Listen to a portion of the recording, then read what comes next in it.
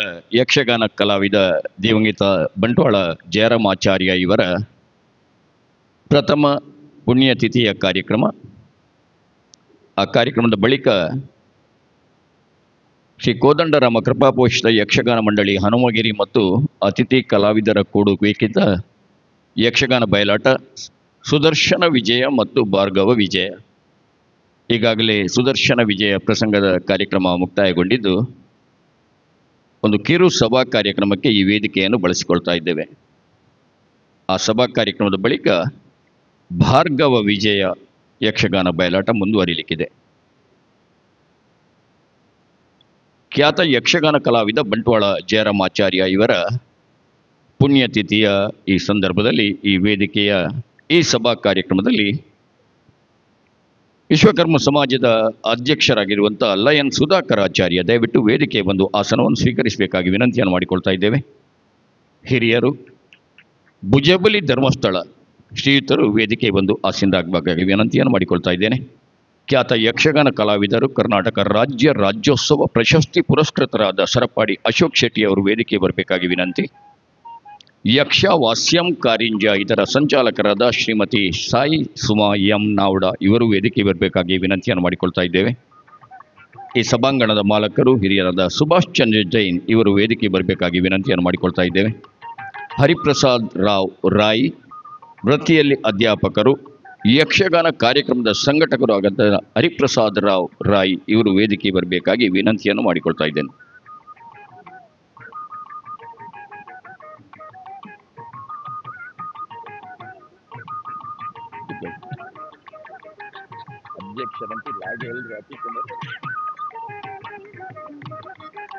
ಇವತ್ತಿನ ಈ ಸಭಾ ಕಾರ್ಯಕ್ರಮದಲ್ಲಿ ಗೌರವಿಸಲ್ಪಡುವಂಥ ಯಕ್ಷರಂಗದ ಹಿರಿಯ ಹಾಸ್ಯ ಕಲಾವಿದರಾದ ನೆಲ್ಲಿಕಟ್ಟೆ ನಾರಾಯಣ ಹಾಸ್ಯಗಾರ್ ದಯವಿಟ್ಟು ವೇದಿಕೆಗೆ ಬಂದು ಆಸನವನ್ನು ಸ್ವೀಕರಿಸಬೇಕಾಗಿ ವಿನಂತಿ.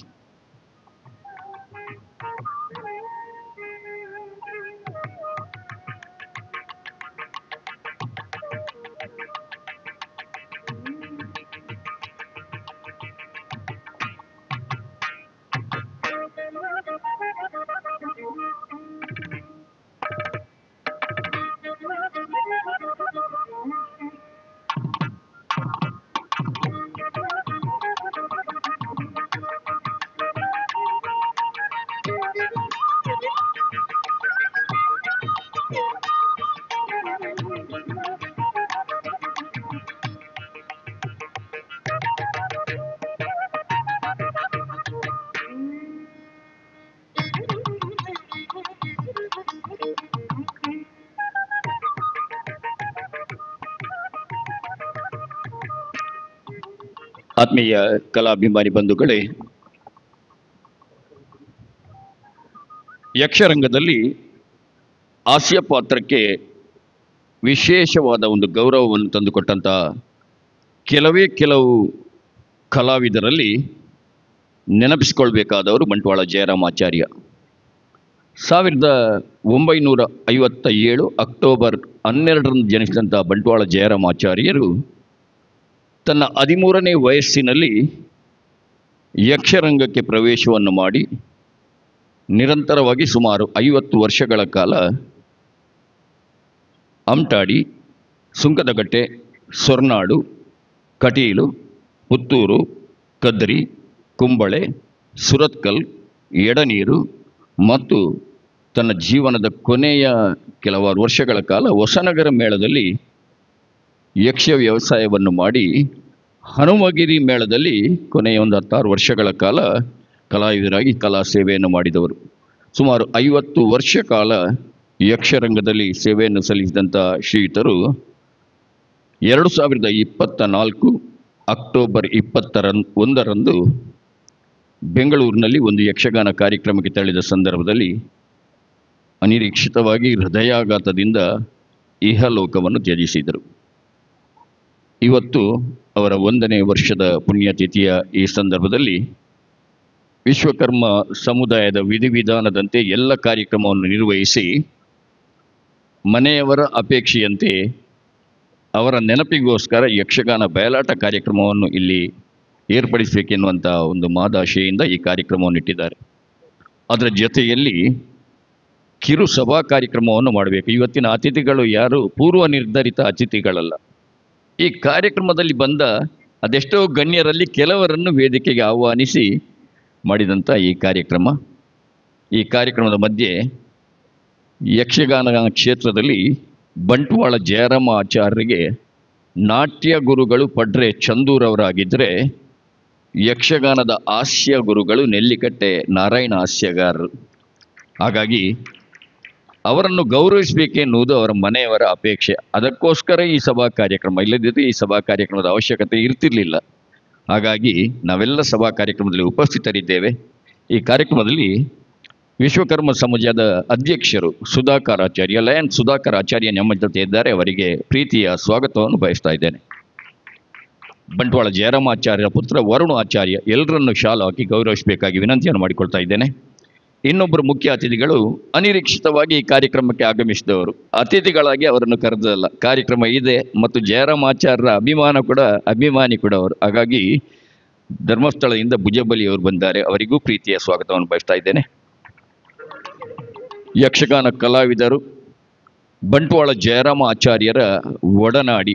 ಅದೆಷ್ಟೋ ಸಂದರ್ಭದಲ್ಲಿ ಖಳನಾಯಕ ಪಾತ್ರದಲ್ಲಿ ಸರಪಾಡಿ ಅಶೋಕ್ ಶೆಟ್ಟಿ ಅವರಿದ್ದರೆ ಅವರ ಜೊತೆ ಹಾಸ್ಯಗಾರರಾಗಿ ಬಂಟ್ವಾಳ ಜಯರಾಮಾಚಾರ್ಯರು ಕೆಲಸ ಮಾಡಿದ್ದುಂಟು. ಬಂಟ್ವಾಳ ಜಯರಾಮಾಚಾರ್ಯರ ಒಡನಾಡಿಯಾಗಿರುವಂಥ ಸರಪಾಡಿ ಅಶೋಕ್ ಶೆಟ್ಟಿ ಅವರು ನಮ್ಮ ಜೊತೆ ಇದ್ದಾರೆ, ಅವರಿಗೂ ಆತ್ಮೀಯ ಸ್ವಾಗತವನ್ನು ಬಯಸ್ತಾ ಇದ್ದೇನೆ. ಸುಭಾಷ್ ಚಂದ್ರ ಜೈನ್ ಈ ಸ್ಪರ್ಶ ಸಭಾಂಗಣದ ಮಾಲಕರು, ಜಯರಾಮಾಚಾರ್ಯರ ಆತ್ಮೀಯರು ಕೂಡ, ಅವರಿಗೂ ಪ್ರೀತಿಯ ಸ್ವಾಗತವನ್ನು ಬಯಸ್ತಾ ಇದ್ದೇನೆ. ಹರಿಪ್ರಸಾದ್ ರಾಯ್ ವೃತ್ತಿಯಲ್ಲಿ ಅಧ್ಯಾಪಕರು, ಯಕ್ಷಗಾನದ ಕಾರ್ಯಕ್ರಮಗಳ ಸಂಯೋಜಕರು. ವಿಶೇಷವಾಗಿ ಅವರ ಪುತ್ರ ಸತ್ಯಜಿತ್ ರಾಯ್ ಅವರು ಹಿಮ್ಮೇಳ ವಾದಕರು, ಚೆಂಡೆಮದ್ದಳೆ ವಾದಕರು. ಕೆಲವೊಂದು ಮೇಳಗಳಲ್ಲಿ ಹವ್ಯಾಸಿ ಕಲಾವಿದರಾಗಿ ಭಾಗವಹಿಸ್ತಾ ಇದ್ದಾರೆ. ಆಳ್ವಾಸ್ ವಿದ್ಯಾಸಂಸ್ಥೆಯ ವಿದ್ಯಾರ್ಥಿಯಾಗಿ ಅಲ್ಲೇ ಯಕ್ಷಗಾನವನ್ನು ಕಲಿತು ಅವರು ಕೂಡ ಹವ್ಯಾಸಿ ಯಕ್ಷಗಾನ ಕಲಾವಿದರು. ಅವರ ತಂದೆ ಹರಿಪ್ರಸಾದ್ ರಾವ್ ನಮ್ಮ ಜೊತೆ ಇದ್ದಾರೆ, ಅವರಿಗೂ ಪ್ರೀತಿಯ ಸ್ವಾಗತವನ್ನು ಬಯಸ್ತಾ ಇದ್ದೇನೆ. ಶ್ರೀಮತಿ ಸಾಯಿ ಸುಮಾ ಎಂ ನಾವ್ಡ ಯಕ್ಷವಾಸ್ಯಂ ಕಾರಿಂಜ ಎನ್ನುವಂಥ ಒಂದು ಸಂಸ್ಥೆಯನ್ನು ಹುಟ್ಟುಹಾಕಿ ನೂರಾರು ವಿದ್ಯಾರ್ಥಿಗಳಿಗೆ ಯಕ್ಷಗಾನದ ಹಾಡುಗಾರಿಕೆ, ಭಾಗವತಿಕೆ ಮತ್ತು ಯಕ್ಷಗಾನದ ನಾಟ್ಯಾಭ್ಯಾಸವನ್ನು ಮಾಡುವುದರ ಮೂಲಕ ಯಕ್ಷಗಾನ ಕ್ಷೇತ್ರಕ್ಕೆ ಹಲವಾರು ಕಲಾವಿದರನ್ನು ನೀಡಿದಂಥ ಒಂದು ಸಂಸ್ಥೆ ಯಕ್ಷವಾಸ್ಯಂ ಕಾರಿಂಜ. ಅದರ ಸಂಚಾಲಕಿಯಾದ ಸಾಯಿ ಸುಮಾ ನಾವ್ಡ ನಮ್ಮ ಜೊತೆ ಇದ್ದಾರೆ, ಅವರಿಗೆ ಪ್ರೀತಿಯ ಸ್ವಾಗತವನ್ನು ಬಯಸ್ತಾ ಇದ್ದೇನೆ. ಇವತ್ತು ಬಂಟ್ವಾಳ ಜಯರಾಮಾಚಾರ್ಯ ಅವರ ಮನೆಯ ಪರವಾಗಿ ಗೌರವವನ್ನು ಸ್ವೀಕರಿಸಲಿಕ್ಕಿರುವಂಥ ನೆಲ್ಲಿಕಟ್ಟೆ ನಾರಾಯಣ ಹಾಸ್ಯಗಾರ್ ಅವರಿಗೂ ಆತ್ಮೀಯ ಸ್ವಾಗತವನ್ನು ಬಯಸ್ತಾ, ಈ ಕಾರ್ಯಕ್ರಮದಲ್ಲಿ ಉಪಸ್ಥಿತರಿರುವ ತಮ್ಮೆಲ್ಲರಿಗೂ ಪ್ರೀತಿಯ ಸ್ವಾಗತವನ್ನು ಬಯಸ್ತಾ, ಆತ್ಮೀಯ ಬಂಧುಗಳೇ, ಬಂಟ್ವಾಳ ಜಯರಾಮಾಚಾರ್ಯರ ಒಡನಾಡಿಯಾಗಿದ್ದಂಥ ಸರಪಾಡಿ ಅಶೋಕ್ ಶೆಟ್ಟಿಯವರು ಒಂದೆರಡು ಮಾತುಗಳನ್ನು ಈ ಸಂದರ್ಭದಲ್ಲಿ ಆಡಬೇಕಾಗಿ ವಿನಂತಿಯನ್ನು ಮಾಡಿಕೊಳ್ತಾ ಇದ್ದೇನೆ. ಹರಿ ಓಂ. ವೇದಿಕೆಯಲ್ಲಿ ಉಪಸ್ಥಿತಿರುವಂಥ ಎಲ್ಲ ವಿಶ್ವಕರ್ಮ ಸಮಾಜದ ಅಧ್ಯಕ್ಷರು, ನನ್ನ ಆತ್ಮೀಯರಾದಂಥ ಸುಧಾಕರ್ ಆಚಾರ್ಯ ಹಾಗೂ ಯಕ್ಷಗಾನ ಸಂಘಟಕರು, ಧರ್ಮಸ್ಥಳ ಭುಜಬಳಿಯವರು, ಕಲಾ ಪೋಷಕರು, ಈ ಒಂದು ಸಂಸ್ಥೆಯನ್ನು ಹುಟ್ಟುಹಾಕಿ ನಿರಂತರವಾಗಿ ಕಲೆಗೆ ಯಾವ ಸ್ವರೂಪ ಅಂದರೆ ಸರ್ವಸ್ವವನ್ನು ಕಲೆಗೋಸ್ಕರ ಅರ್ಪಿಸುವಂಥ ಮನೋಭಾವದ ಆತ್ಮೀಯರಾದಂಥ ಸುಭಾಷ್ ಚಂದ್ರ, ಹಾಗೆ ಸಾಯಿ ಸುಮಾರವರೇ ಒಬ್ಬರು ನಮ್ಮ ಇವತ್ತಿನ ಗಣ್ಯ ಅತಿಥಿಗಳು, ಹಿರಿಯರಾದಂತಹ ನೆಲ್ಲಿಕಟ್ಟೆ ನಾರಾಯಣ ಹಾಸ್ಯಗಾರರು. ನಾನು ಅವರೊಂದಿಗೆ ಒಂದು 3 ವರ್ಷ ಕಟೀಲ್ ಮೇಳದಲ್ಲಿ ಕಲಾವಿದನಾಗಿ ದುಡಿದವ. ಜಯರಾಮಾಚಾರ್ಯರಿಗೆ ರಂಗದ ಗುರುವಾಗಿ ಕಾಣಿಸಿಕೊಂಡವರು ನೆಲ್ಲಿಕಟ್ಟೆ ನಾರಾಯಣಾಚಾರ್ಯರು. ಅಂದರೆ ನಾವೆಲ್ಲ ಒಡನಾಡಿಗಳಾಗಿದ್ದೆವು. ಆ ಬಳಿಕ ಬೇರೆ ಬೇರೆ ಮೇಳಗಳಿಗೆ ಹೋಗಿ ಜಯರಾಮಾಚಾರ್ಯರು ಮತ್ತು ನನಗೆ ತುಂಬ ವರ್ಷದ ನಿಕಟ ಸಂಬಂಧ. ರಂಗದಲ್ಲಿ ನನ್ನದು ಖಳನಾಯಕನ ಪಾತ್ರ. ಅವರು ನನ್ನ ಜೊತೆಯಲ್ಲಿ ಆಪ್ತನಾಗಿ ಅನೇಕ ಪ್ರಸಂಗಗಳಲ್ಲಿ ತೊಡಗಿಸಿಕೊಂಡವರು. ಹಾಸ್ಯದಲ್ಲಿ ಕೆಲವು ವಿಧ ಇದೆ. ಆದರೆ ಅವರ ಹಾಸ್ಯ ಒಂದು ರೀತಿಯ ತಿಳಿ ಹಾಸ್ಯ. ಜನರಿಗೆ ತಕ್ಷಣ ಅದು ಮುಟ್ಟುತ್ತದೆ, ತಲುಪುತ್ತದೆ. ಹೇಗೆಂದರೆ, ನಾನು ಖಳನಾಯಕನಾಗಿ ಏನು ಮಾಡ್ತೇನೋ ಅದನ್ನು ವ್ಯಂಗ್ಯವಾಗಿ ಅವರು ಮಾಡಿ ತೋರಿಸುವುದು, ಅದು ಒಂದು ಹಾಸ್ಯಕ್ಕೆ ಆಹಾರವೇ. ಅನೇಕ ತೋಳು ಪ್ರಸಂಗಗಳಲ್ಲಿ ನಾನು ಮತ್ತು ಅವರು ಜೊತೆಯಾಗಿ ಕೆಲಸವನ್ನು ಮಾಡಿದವರು. ಜಯರಾಮಾಚಾರ್ಯರೊಬ್ಬರು ನಿಗರ್ವಿ ವ್ಯಕ್ತಿ. ಅವರ ಒಡನಾಟದಲ್ಲಿ ಸಿಕ್ಕಿದಂಥ ಆತ್ಮೀಯತೆ ಅದು ಮರೆಯುವಂಥದ್ದಲ್ಲ. ಒಬ್ಬ ವಿಶಿಷ್ಟವಾದಂಥ ವ್ಯಕ್ತಿತ್ವ ಅವ್ರದ್ದು. ಅವರು ಹೀಗೆ ದಾರಿಯಲ್ಲಿ ನಡೆದುಕೊಂಡು ಹೋಗುವಾಗಲೂ ಗೊತ್ತಿಲ್ಲದವರು ಹೇಳ್ಬೋದು, ಇವರಿಗೆ ಸೌಖ್ಯ ಇಲ್ವಾ ಅಂತ ಹೇಳುವಂತಹ. ಅಂದರೆ ಅವರೊಬ್ಬರು ಅದ್ಭುತ ಕಲಾವಿದ. ಅವರಿಗೆ ಈ ಲೋಕದ ಪರಿವೇ ಇರಲಿಲ್ಲ. ನಾನು ಹೇಗಿರಬೇಕು, ಒಬ್ಬ ಜೆಂಟ್ಲ್ಮ್ಯಾನ್ ಆಗಿರಬೇಕು, ಇಲ್ಲ, ಆ ಭಾವನೆ ಇಲ್ಲ. ಅವರು ಕಲೆಯಲ್ಲೇ ವಿಹಾರ ಮಾಡ್ತಿದ್ದಂಥ ವ್ಯಕ್ತಿ. ಗುಣವೇ ಇಲ್ಲ. ಹೋಗಿ ಮುಟ್ಟಿದ್ರೆ, ಸ್ಪರ್ಶ ಮಾಡಿದಾಗ ಮಾತ್ರ ಈರಮರ್ರೆ ಅಂತಹ ಅದು ಪ್ರತಿಯೊಂದು ವೃತ್ತಿಯಲ್ಲಿ ಇದೆ. ಅವರು ದೇವರೊಂದಿಗೆ ಸಂವಹನ ಮಾಡ್ತಾ ಇರ್ತಾರಂತೆ. ಕಲೆಯೊಂದಿಗೆ ಸಂವಹನ ಮಾಡುವಂತಹ ವ್ಯಕ್ತಿಗಳಿಗೆ ತಾನು ಯಾರು, ತಾನು ಎಲ್ಲಿದ್ದೇನೆ, ಹೇಗಿದ್ದೇನೆ ಎನ್ನುವುದಕ್ಕೆ ಅವ್ರಿಗೆ ಗೊತ್ತಿರೋದಿಲ್ಲಂತೆ. ಅಂತಹ ಒಬ್ಬ ವಿಶಿಷ್ಟವಾದ ವ್ಯಕ್ತಿ ಜಯರಾಮಾಚಾರ್ಯ. ಇಷ್ಟು ಬೇಗ ಅವರು ನಮ್ಮನ್ನೆಲ್ಲ ಆಗಲಿ ಹೋಗ್ತಾರೆ ಅನ್ನೋದು ಗೊತ್ತಿರಲಿಲ್ಲ. ಎಲ್ಲ ವಿಧಿ ಲೀಲೆ, ಯಾರು ಇಲ್ಲಿ ಉಳಿಯೋರಲ್ಲ, ಎಲ್ಲರೂ ಹೋಗಲೇಬೇಕು. ಇಂದಲ್ಲ ನಾಳೆ ಆದರೂ ನಾವು ಹೋಗೋದಕ್ಕೆ ಸಿದ್ಧರಾಗಿ ಇರುವವರು. ಆದರೆ ಯಕ್ಷಗಾನ ಕ್ಷೇತ್ರದಲ್ಲಿ ಬಂಟ್ವಾಳಕ್ಕೆ ಒಂದು ವಿಶಿಷ್ಟವಾದಂಥ ಹೆಸರನ್ನು ತಂದುಕೊಟ್ಟವರು ಬಂಟ್ವಾಳ ಜಯರಾಮಾಚಾರ್ಯರು. ಅವರ ಆ ಪರಂಪರೆಯನ್ನು ಉಳಿಸುವಂತಹ ಒಂದು ನನಗೆ ಆಶ್ಚರ್ಯವೂ ಸಂತೋಷವಾದ ವಿಷಯ ಏನಂದರೆ, ಅವರ ಮಗ ಬಾಲ್ಯದಲ್ಲಿ ಯಕ್ಷಗಾನದ ಹತ್ತಿರ ಬಂದದ್ದನ್ನು ನಾನು ನೋಡಲಿಲ್ಲ.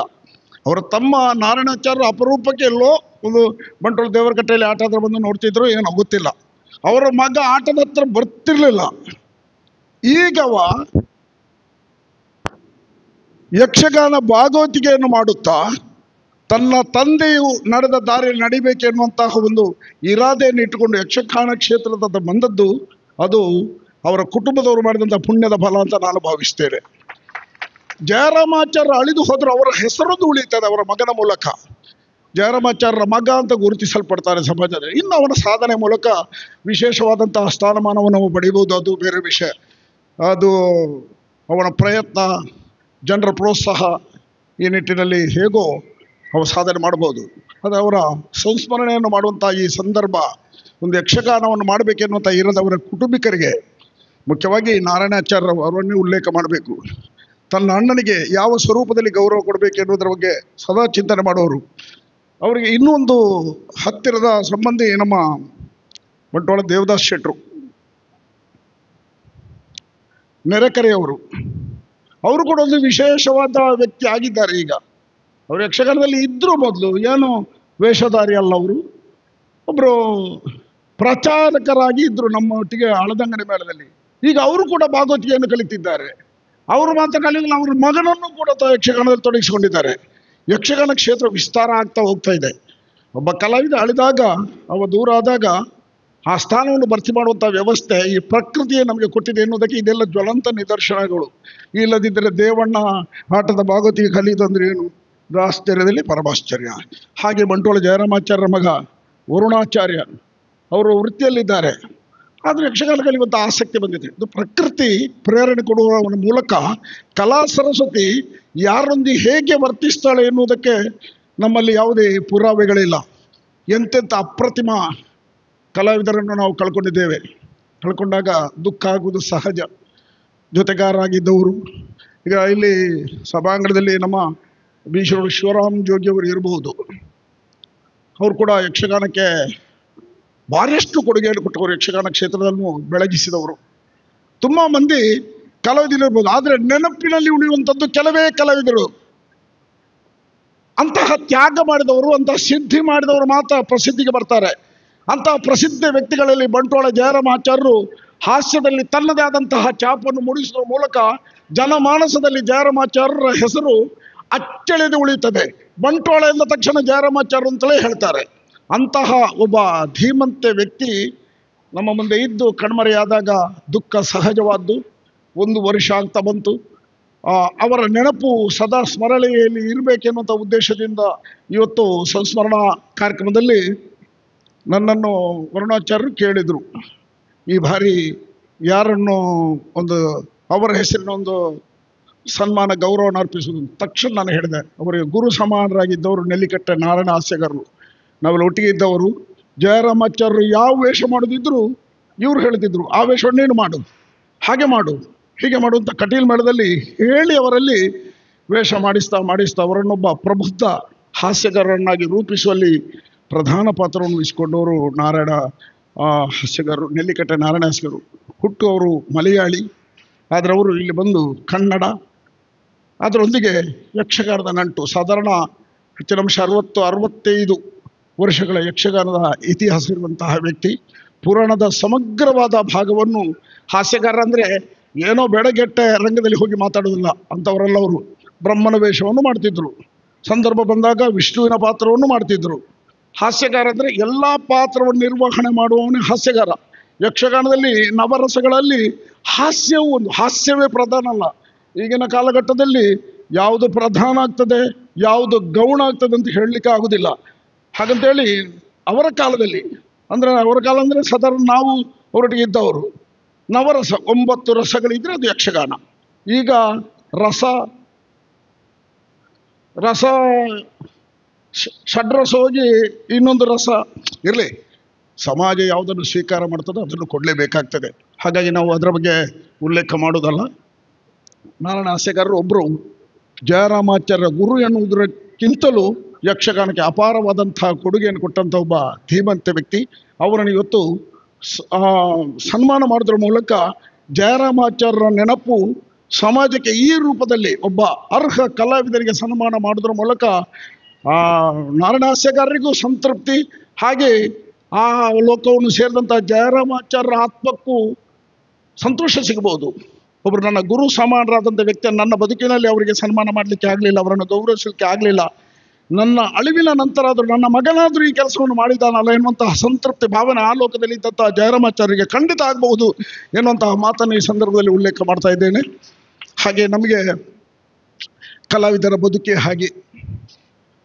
ಜಯರಾಮಾಚಾರ್ಯರು ಏನು ಸಾಧನೆ ಮಾಡಿದ್ದಾರೆಂದರೆ ಸೊನ್ನೆ, ಏನು ಮಾಡಲಿಲ್ಲ. ನಮಗೆಲ್ಲ ನಿದರ್ಶನ. ಸ್ವಂತಕ್ಕಾಗಿ ಒಂದು ಮನೆ ಕೂಡ ಮಾಡದಂಥ ಒಬ್ಬ ಯಕ್ಷಗಾನ ಕಲಾವಿದ. ಬಹುತೇಕ ಕಲಾವಿದರ ಪರಿಸ್ಥಿತಿ ಹಾಗೆ ಇದೆ.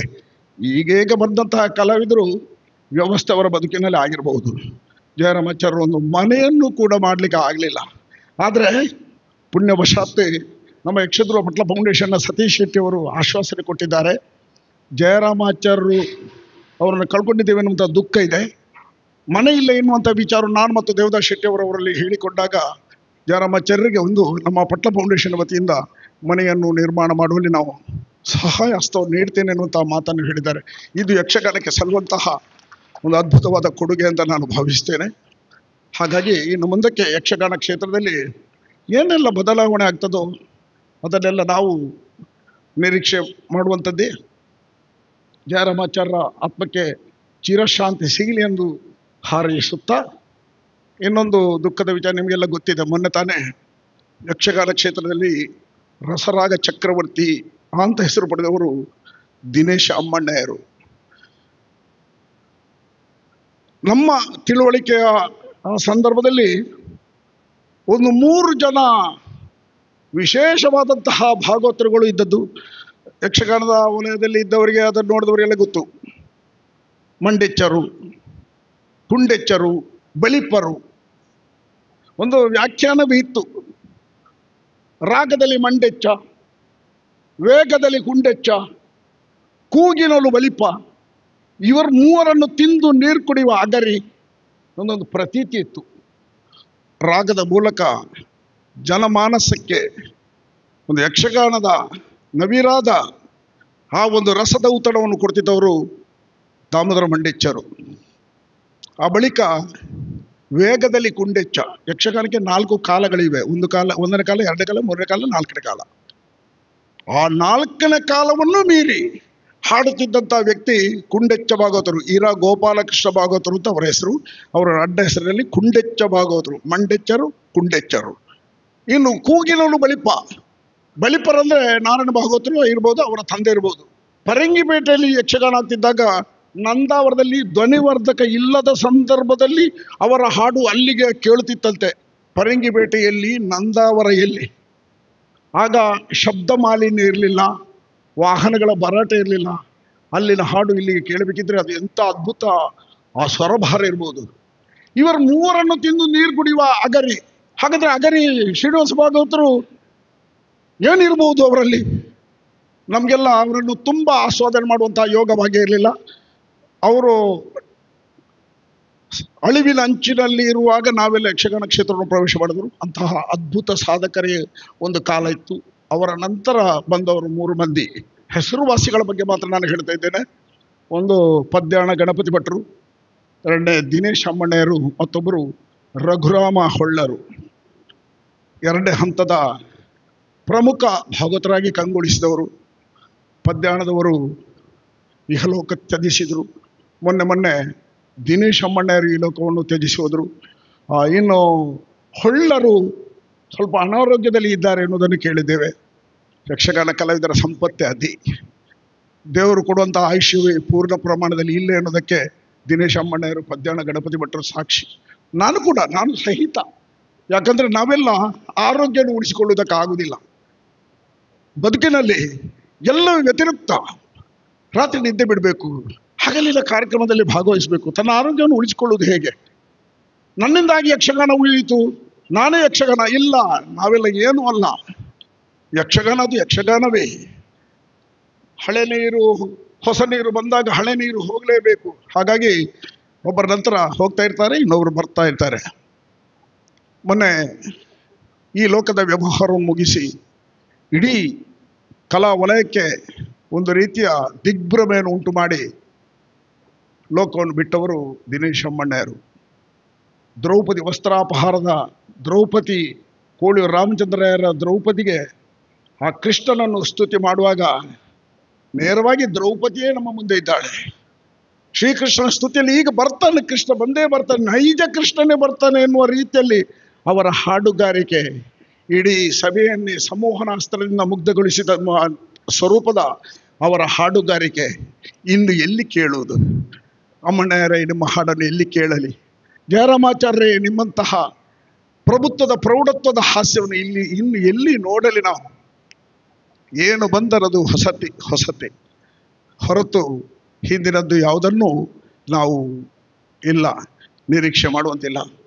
ಹಾಗಾಗಿ ಒಂದು ನಿಮಿಷ ನಮ್ಮ ಜಯರಾಮಾಚಾರ್ಯರ ಕುಟುಂಬದ ಬೇಡಿಕೆಯಂತೆ ದಿನೇಶ್ ಅಮ್ಮಣ್ಣರ ಆತ್ಮಕ್ಕೆ ಶಾಂತಿ ಸಿಗಲಿ ಅನ್ನೋ ಉದ್ದೇಶದಿಂದ ನೆರೆದವರೆಲ್ಲ ಒಂದು ನಿಮಿಷ ಎದ್ದು ನಿಂತು ಮೌನವನ್ನು ಆಚರಿಸಬೇಕು ಅಂತ ವಿನಂತಿ ಮಾಡ್ತಾ ಇದ್ದೇನೆ.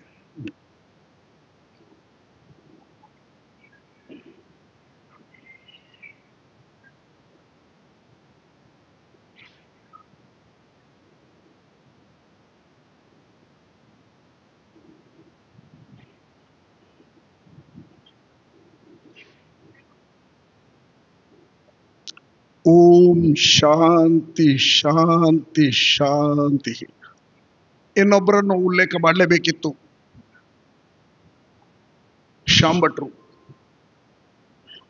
ಯಕ್ಷಗಾನದ ಅವರು ಕಾಮಧೇನು ಅವರೇ, ಕಲ್ಪವೃಕ್ಷವೂ ಅವರೇ. ಜಯರಾಮಾಚಾರ್ಯ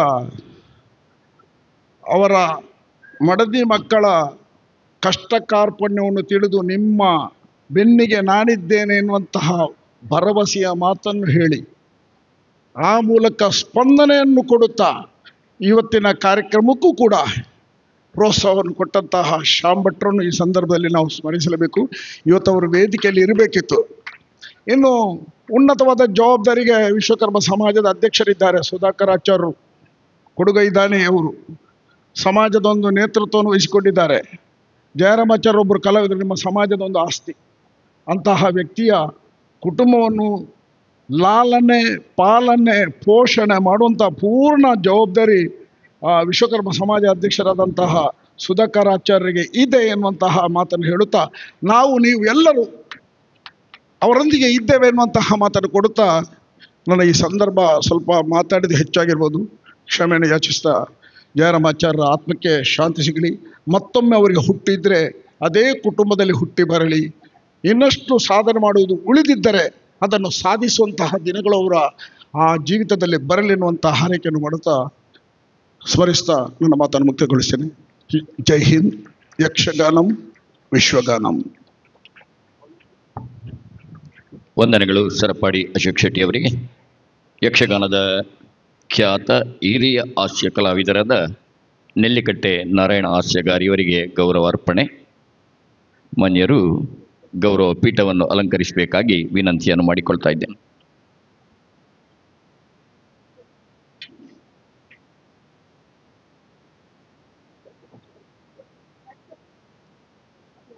ಬಂಟ್ವಾಳ ಜಯರಾಮಾಚಾರ್ಯರ ಸುಪುತ್ರಿ ಕುಮಾರಿ ವರ್ಷ ಇವರು ನೆಲ್ಲಿಕಟ್ಟೆ ನಾರಾಯಣ ಹಾಸ್ಯಗಾರರ ಸನ್ಮಾನ ಪತ್ರವನ್ನು ವಾಚಿಸಬೇಕಾಗಿ ವಿನಂತಿಯನ್ನು ಮಾಡಿಕೊಳ್ತಾ ಇದ್ದೇನೆ.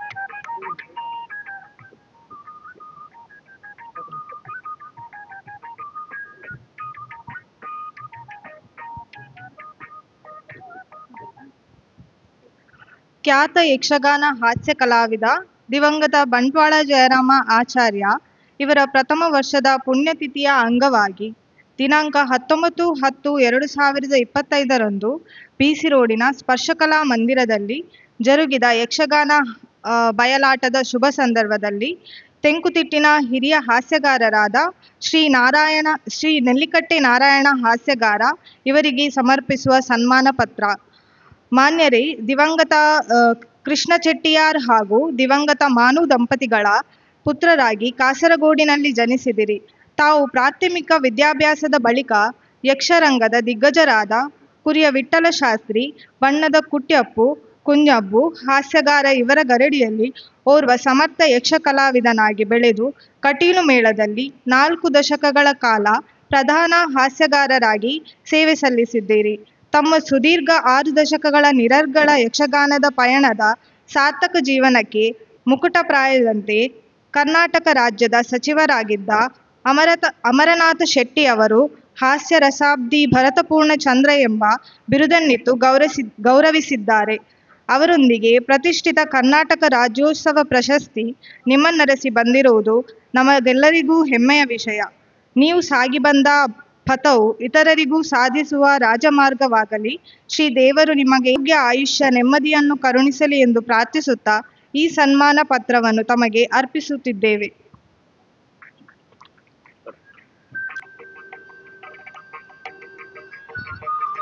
ಆತ್ಮೀಯ ಬಂಧುಗಳೇ, 1938ರಲ್ಲಿ ಜನಿಸಿ ಈಗ ಶ್ರೀಯುತರಿಗೆ ಸುಮಾರು 87 ವರ್ಷ ಪ್ರಾಯ. 1954ರಲ್ಲಿ ಕೂಡ್ಲು ಮೇಳಕ್ಕೆ ಪ್ರವೇಶ ಮಾಡಿ ಅಲ್ಲಿಂದ ಯಕ್ಷಗಾನ ಕಲಾ ಸೇವೆಯನ್ನು ಮಾಡಿದಂಥ ಹಿರಿಯರು ನೆಲ್ಲಿಕಟ್ಟೆ ನಾರಾಯಣ ಹಾಸ್ಯಗಾರ್. 6 ದಶಕಗಳ ಕಲಾ ಜೀವನದಲ್ಲಿ ನಿರಂತರ 4 ದಶಕ 40 ವರ್ಷಕ್ಕೂ ಮಿಕ್ಕಿದ ತನ್ನ ಕಟೀಲು ಮೇಳದ ಸೇವೆಯನ್ನು ಮಾಡಿ ಕರ್ನಾಟಕ ಜಿಲ್ಲಾ ರಾಜ್ಯೋತ್ಸವ ಪ್ರಶಸ್ತಿಯನ್ನು ಪಡೆದವರು. ಕುರಿಯ ವಿಠ್ಠಲ ಶಾಸ್ತ್ರಿಯವರನ್ನು ಗುರುಗಳಾಗಿ ಸ್ವೀಕರಿಸಿ ಅವರ ಗರಡಿಯಲ್ಲೇ ಪಳಗಿದವರು. ಕದ್ರಿ ವಿಷ್ಣು, ಕಾವು ಕಣ್ಣ, ಮಂಕುಡೆ ಸಂಜೀವ ಶೆಟ್ಟಿ, ಗುಡ್ಡಪ್ಪ ಗೌಡ, ಬಣ್ಣದ ಮಾಲಿಂಗ, ಪುತ್ತೂರು ನಾರಾಯಣ ಹೆಗಡೆ, ಊರ್ವ ಅಂಬು, ಬೋಳಾರ ನಾರಾಯಣ ಶೆಟ್ಟಿ, ಮಲ್ಪೆ ಶಂಕರನಾರಾಯಣ ಸಾಮಗ, ಮಲ್ಪೆ ರಾಮದಾಸ್ ಸಾಮಗ, ಕೋಳಿಯೂರು ರಾಮಚಂದ್ರ ರಾವ್ ಇವರ ಜೊತೆ ವೇದಿಕೆಯಲ್ಲಿ ವೇಷ ಹಾಕಿ ಕಲಾ ಸೇವೆಯನ್ನು ಮಾಡಿದವರು. ಶ್ರೀಯುತರು ಇವತ್ತು ಬಂಟ್ವಾಳ ಜಯರಾಮಾಚಾರ್ಯರ ಪ್ರಥಮ ಪುಣ್ಯತಿಥಿಯಲ್ಲಿ ಅವರ ಗುರುಗಳಾಗಿ ಈ ಗೌರವವನ್ನು ಸ್ವೀಕರಿಸುತ್ತಾ ಇದ್ದಾರೆ.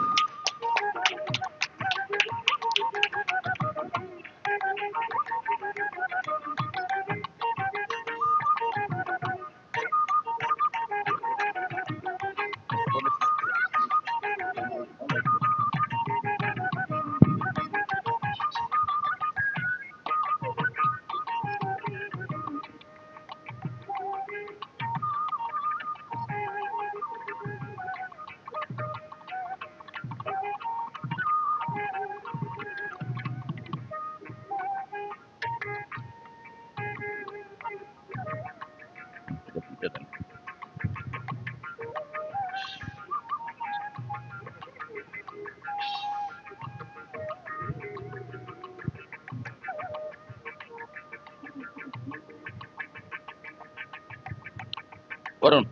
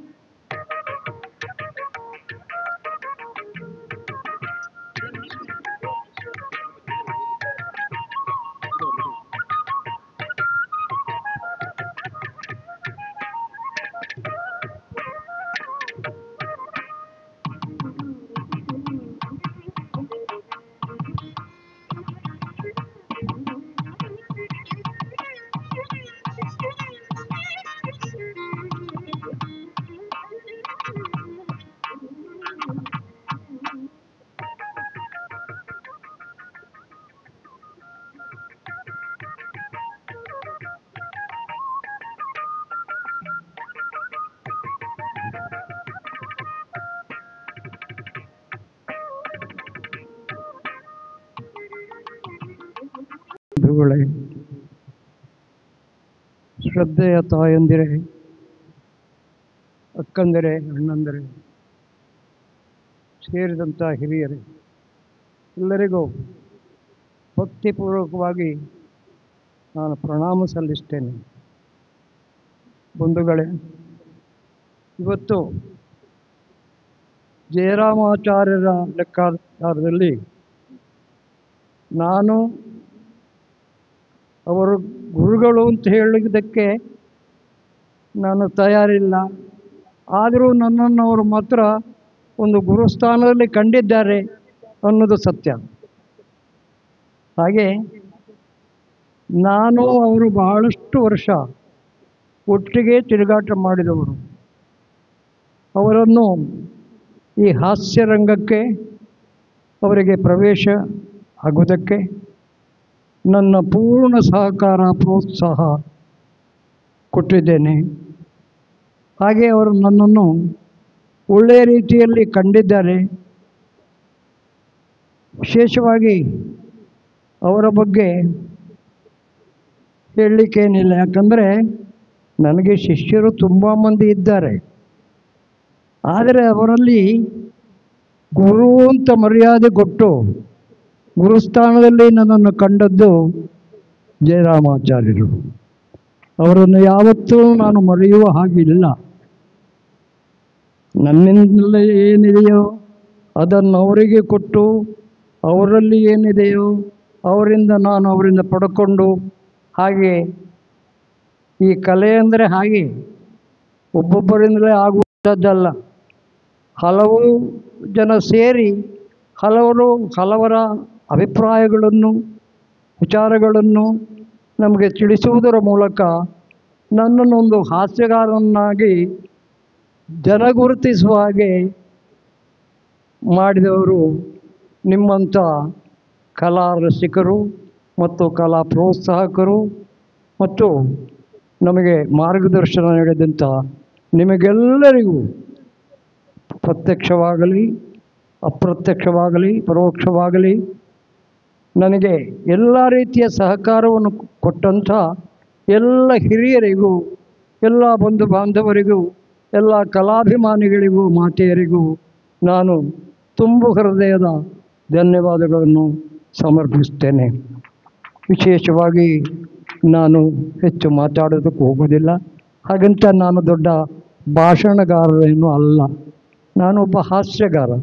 ಹಾಸ್ಯಗಾರ ಅಂತಾದರೆ ಕಿರಿದರು ಪಿರಿದರ್ಥ ಅಂತ, ಭಾಳ ಸಣ್ಣದರಲ್ಲೇ ತುಂಬ ಅರ್ಥ ಬರುವಂಥ ಮಾತುಗಳನ್ನು ಆಡುವಂಥದ್ದು ಹಾಸ್ಯದ ಗುಣ ಮತ್ತು ಅವರದಾದ ಕರ್ತವ್ಯ.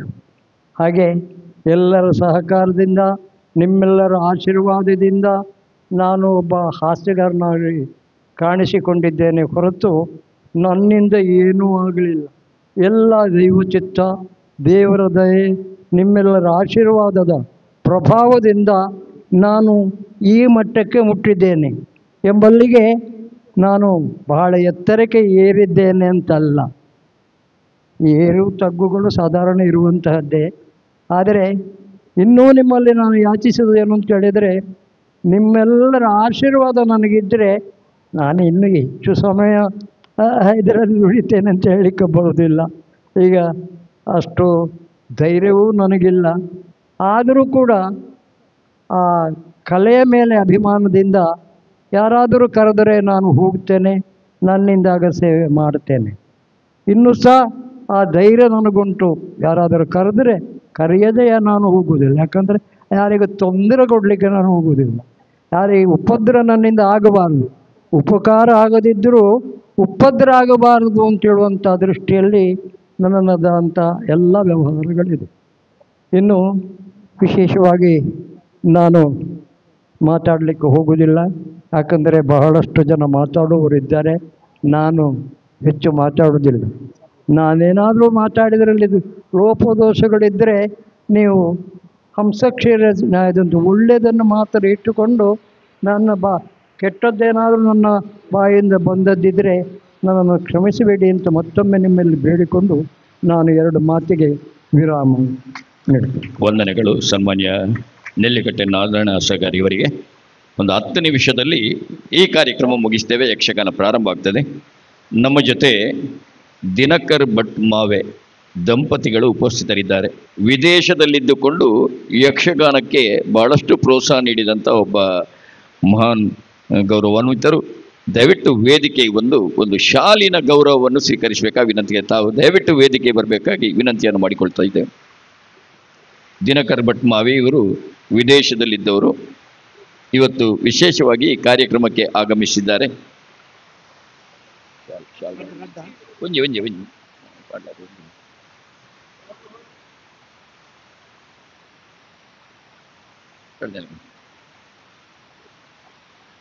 ಸುಮ ಕಡೆ ಬರಲಿ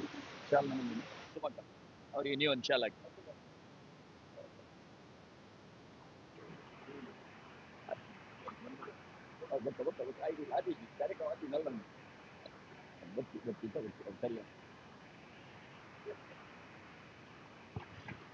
ವೇದಿಕೆಯಲ್ಲಿ ಉಪಸ್ಥಿತರಿರುವಂಥ ಭುಜಬಲಿ ಧರ್ಮಸ್ಥಳ ತಾವು ದಯವಿಟ್ಟು 2 ಮಾತಾಡಬೇಕಾಗಿ ವಿನಂತಿ ಮಾಡಿ. ಭುಜಬಲಿ ಧರ್ಮಸ್ಥಳ.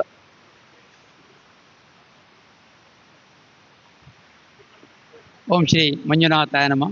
ಹಾಗೆ ಈ ವೇದಿಕೆಯಲ್ಲಿರುವ ಎಲ್ಲ ಗಣ್ಯರೇ, ಮುಂದೆ ಇರುವಂಥ ಎಲ್ಲ ಕಲಾಭಿಮಾನಿಗಳೇ, ಹಾಗೆ ಜಯರಾಮಾಚಾರ್ಯರ ಅಭಿಮಾನಿಗಳೇ, ಹಾಗೆ ಇವತ್ತು ಅವರ ತಿಥಿ 1ನೇ ವರ್ಷದ ತಿಥಿಯನ್ನು ಮುಗಿಸಿ ಇವತ್ತು ಅವರ ನೆನಪಿಗಾಗಿ ಒಂದು ಕಾರ್ಯಕ್ರಮ ಹಮ್ಮಿಕೊಂಡಿದ್ದಾರೆ.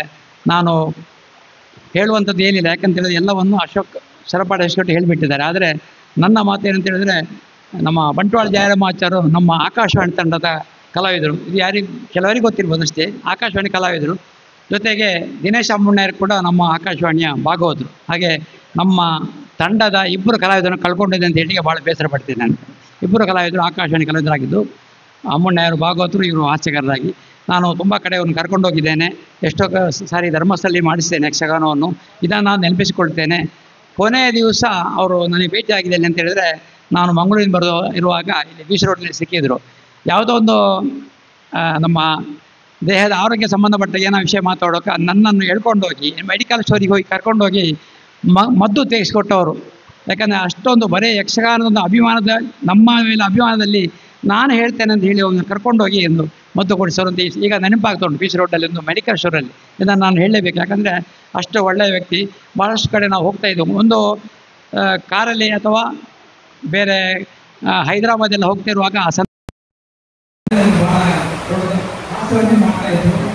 ಕಾರ್ಯಕ್ರಮ ಮಾಡ್ಕೊಂಡಿದ್ದ ಇಲ್ಲಿವರೆಗೆ ಅಂತಂದರೆ ನಾವು ರೈಲು ಹೋಗ್ತಾ ಇರೋ ನಾನು ಮಾಡ್ತಾ ಇದ್ದಪ್ಪ ಈ ಯಕ್ಷಗಾನದಲ್ಲಿ ಇಲ್ಲಿ ಬರ್ತಾ ಇದ್ದಾರೆ, ಜನರು ಬರ್ತಾರೆ. ಜನರು 1 ಗಂಟೆ ರೈಲು ನಿಲ್ಲುವಾಗ ಜನರು ಬಂದು ಕೂಡ ಹಿಂದಿರೋ ಏನು ಕಡೆ ಮಾಡ್ತಾ ಇದ್ದಾರೆ. ಆದರೆ ಈ ಯಕ್ಷಗಾನ ಸಂಬಂಧಪಟ್ಟಾಗಿದ್ದಾರೆ ಅಂತ ಅವ್ರು ಗೊತ್ತಿರುವುದಿಲ್ಲ. ಹಾಗೆ ಅಂತ ಒಂದು ಕಲೆಯನ್ನು ನಾವು ಆಸ್ವಾದಿಸಿಕೊಂಡು ನಡೆಸ್ಕೊಂಡು ಹೋಗ್ತಾರಂತ ನಮ್ಮ ಜೊತೆಗಿದ್ದಂತೆ ಜಯರಾಮಾಚಾರ್ಯರು ಅವ್ರನ್ನ ಆಗ ಹೇಳಿ ನಡ್ಕೊಂಡು ಬರ್ತಾ ಇರೋ ನೋಡುವಾಗಲೇ ಜನರು ಅವರನ್ನು ಹಾಸ್ಯ ಮಾಡ್ತಾರೆ. ಯಾಕಂದರೆ ಹಾಸ್ಯ ಅಂದು ಅಷ್ಟು ಹಾಸ್ಯಕ್ಕೆ ಮಾರುವುದಿದ್ದಾರೆ. ಯಾವ ಆರೋಗ್ಯವನ್ನು ಏನೇನೋ ಮಾತಾಡಿ ಇದು ಮಾಡ್ತಿಲ್ಲ, ನ್ಯಾಯವಾದ ಹಾಸ್ಯವನ್ನು ಮಾಡ್ತಾ ಇದ್ದರು ಅಂತ ಹೇಳಿಕ್ಕೆ ನಾನು ತಿಳಿಬೇಕೇನು. ನಿಜವಾದ ಹಾಸ್ಯವನ್ನು ಮಾಡ್ತಾ ಇದ್ದರು. ಕೆಲವರಿಗೆ ಎಲ್ಲ ಕಠಿಣ ಮಾಡ್ತಾರೆ, ಇವರು ಹಾಗೆ ಮಾಡ್ತಾ ಇಲ್ಲ. ಆದ್ದರಿಂದ ನಾನು ಈ ಸಂದರ್ಭದಲ್ಲಿ ಅಶೋಕ್ ಡಾಕ್ಟರ್ ಹೇಳಿದ ಎಲ್ಲವನ್ನು ಪುನಃ ನಾನು ಗಮನಿಸಿಕೊಳ್ಳುತ್ತಾ, ಯಾಕಂದರೆ ಪುನರಾವರ್ತನೆ ಆಗುವುದರಿಂದ ಅವೆಲ್ಲರನ್ನೂ ಅಶೋಕ್ ಡಾಕ್ಟರ್ ಅಚ್ಚುಕಟ್ಟಾಗಿದ್ದರೆ ನಾನು ಕೂಡ ಆ ವಿಷಯಗಳನ್ನು ಕಂಡವನು. ಆದ್ದರಿಂದ ಯಾವ ಸಂದರ್ಭವಾಗಿ ಗೊತ್ತಿಲ್ಲ ಹೇಳದೆ ಅವರ ಮನೆಯವರು ಯಕ್ಷಗಾನಿಗೆ ಹೋದ ಸಂದರ್ಭದಲ್ಲಿ ಸಹಿಸಿಕೊಂಡಿದ್ದ ವ್ಯಕ್ತಿಯಾಗಿ ನಾನು ವಿಶೇಷವಾಗಿ ನಾನು ಅಭಿನಂದಿಸುತ್ತೇನೆ. ಯಾಕಂದರೆ ಮನೆಯಲ್ಲಿ ಕೆಲವು ಈಗ ಕ್ಯಾಂಪಲ್ಲಿ ಇರಬೇಕಾದ್ರೆ ಮನೆ ಬಂದಿರ್ಬೋದು, ಆದರೂ ಅವರು ಸಹಿಸಿಕೊಂಡು ಅವರನ್ನು ಈ ಕಲಾ ಸೇವೆಗಾಗಿ ಬಿಟ್ಟಿದ್ದಾರೆ. ಅದಕ್ಕಾಗಿ ನಾನು ವಿಶೇಷವಾಗಿ ಈ ಸಂದರ್ಭದಲ್ಲಿ ಅವರ ಮಕ್ಕಳನ್ನು ಎಲ್ಲ ನಾನು ಅಭಿನಂದಿಸ್ತೇನೆ. ಜೊತೆಗೆ ಅವರಿಗೆ ಮನೆಯಲ್ಲಿ ಅವರು ಸುಖ ಶಾಂತಿಯ ನಿಲ್ಲಿಸಲಿ, ಅವರ ಮಕ್ಕಳು ಕೂಡ ಒಳ್ಳೆಯ ಹೇಳುತ್ತಾ ಅವರನ್ನು ಕೂಡ ಯಾವಾಗಲೂ ಈಗೇನು ಭಾವಗಳಿದೆ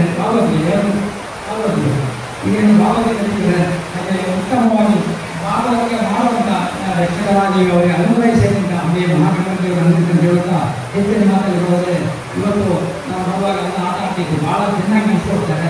30 ಜನ ಹಿಮ್ಮೆಣ್ಣ ಕಲಾವಿದರನ್ನು ನಾನು ಭಾಳ ವಿಶೇಷ ಕಂಡಿದ್ದೆ. ಚೆನ್ನಾಗಿ ಇಬ್ಬರು ಭಾಗವತ ಚೆನ್ನಾಗಿ ಆಡಿದ್ದಾರೆ. ಜೊತೆಗೆ ಹಿಮ್ಮೆಣ್ಣವರು ಮತ್ತೊಬ್ಬರನ್ನ ಪರಿಚಯದವರೇ ಹಾಗೆ ಹಿಮ್ಮೆಣ್ಣರ ಒಳ್ಳೆಯ ಯಕ್ಷಗಾನ ಹಿಮ್ಮೆಣ್ಣವರು ಭಾಳ ಚೆನ್ನಾಗಿದೆ ಹೇಳಿ ಮುಂದಿನ ಕಾರ್ಯವು ನಮಗೆ ಯಶಸ್ವಿಯಾಗಿ ನಡೆಯಲಿ ಅಂತ ಹೇಳುತ್ತಾ ಈ ಸಂದರ್ಭದಲ್ಲಿ ಎಲ್ಲ ಮಕ್ಕಳಿಗೆ ಅವಕಾಶ ಮಾಡುತ್ತಾ ನಾನು ಯಾರ ಮಾತಾಡಿ ಅಭಿಮಾನ ಜೊತೆಗೆ ನನ್ನ ತಂಡದ ಕಲಾವಿದ ಅಂತ ಹೇಳೋ ತಂಡದ ಅವರ ಆಹ್ವಾನ ಕೂಡ ಇದು ನನ್ನ ತಂಡದ ಕಲಾವಿದ ಅಂತ ಹೇಳೋ ಒಳ್ಳೆಯ ಅಭಿಮಾನಿಗಳನ್ನು ಬಂದಿದ್ದೇನೆ.